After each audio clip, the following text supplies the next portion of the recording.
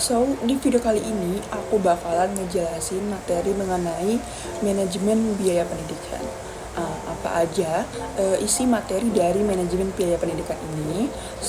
Stay for watching ya. Manajemen biaya pendidikan itu adalah proses perencanaan, pengorganisasian, pelaksanaan, dan pengawasan penggunaan dana pendidikan agar dapat digunakan secara optimal untuk mencapai tujuan pendidikan yang telah ditetapkan sebelumnya.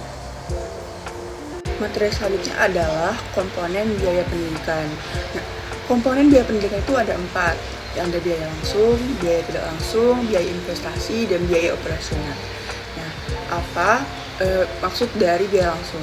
Biaya langsung itu adalah biasanya digunakan dalam proses pendidikan seperti gaji guru, buku, alat tulis, dan bahan ajar. Lalu kedua itu tadi adalah biaya tidak langsung. Nah, itu tuh biasanya biaya untuk mendukung proses pendidikan, tapi itu tidak langsung berhubungan dengan pembelajaran seperti biaya administrasi, listrik, pemeliharaan, gedung.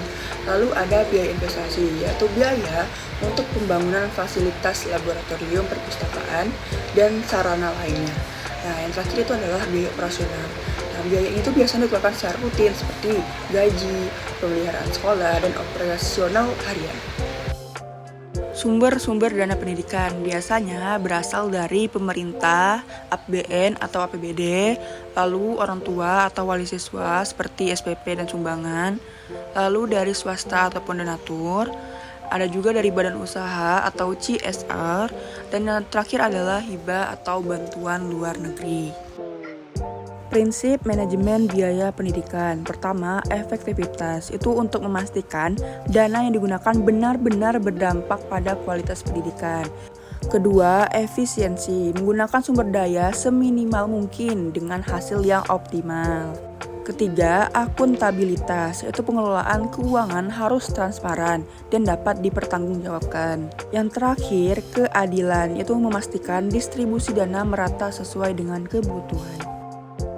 Perencanaan dan penganggaran pendidikan, yaitu pertama analisis kebutuhan untuk menentukan kebutuhan dana berdasarkan program pendidikan. Kedua, penyusunan anggaran, itu untuk menyusun rencana anggaran pendapatan dan belanja sekolah atau biasa kita sebut dengan RAPBS. Lanjut, implementasi anggaran, menggunakan dana sesuai dengan rencana dan aturan yang berlaku. Yang terakhir, evaluasi dan audit, untuk mengevaluasi penggunaan dana dan melakukan audit keuangan. Lanjut ke tantangan dalam manajemen biaya pendidikan.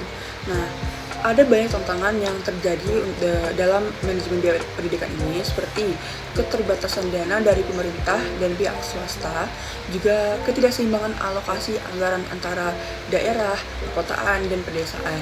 Lalu ada juga kurangnya transparansi dalam pengelolaan dana pendidikan.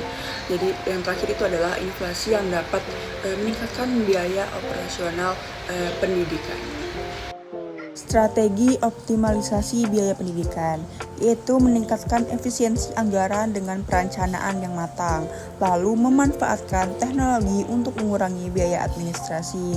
Ketiga, mendorong kemitraan dengan sektor swasta untuk pendanaan tambahan. Yang terakhir adalah mengembangkan sistem pengawasan dan audit yang transparan.